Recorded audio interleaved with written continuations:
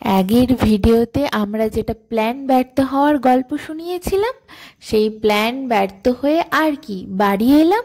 বাড়ি এসে কি কি জমিয়ে খেলাম আর কি কি স্ন্যাক্স করলাম সেটা দেখাই। আমরা তো বাঙালি মানেই বিকালের চা প্রিয়। কি আর করব, ভাবলাম পেঁয়াজি করি।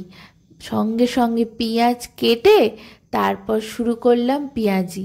আপনারা কিভাবে করেন পেঁয়াজি কমেন্ট বক্সে জানাবেন কিন্তু। আমি পেঁয়াজগুলো এরকম কুচি কুচি করে কেটে বেসনে নুন, একটু বেকিং সোডা আর ধনে পাতা, কাঁচা লঙ্কা, পেঁয়াজ সব বেসনে দিয়ে মাখিয়ে নিই। আর এইটা এইটা হচ্ছে ওনার জন্য বেগুনি খাবেন বললেন, তো বেগুনির প্রস্তুতি করছি।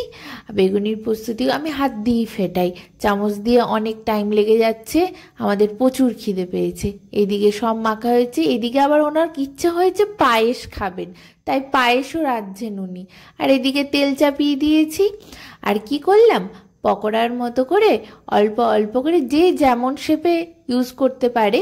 আমি এরকমই তাড়াতাড়ি করে, প্রচুর খিদেও পেয়েছিল আমাদের, এরকম করে তাড়াতাড়ি করে যটা হয় অল্প অল্প করে তাড়াতাড়ি ভাজা হয়ে যাবে সেরকম করে দিয়ে দিলাম। আর কি ব্যাস হয়ে গেল পকোড়া ভাজা। পকোড়া ভাজার এই দিকে চলছে ক্রমাগত পায়েস, আর উনি নিজে হাতে পায়েসটা করছেন।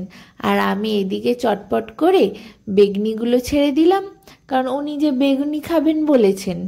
তো এইদিকে বেগনি ভাজা, এদিকে পায়েস, আর ওইদিকে এবার চা চাপাতে হবে, কারণ চায়ের সাথে খাবো, যে পায়েসটা হয়তো এখনই খাবো না।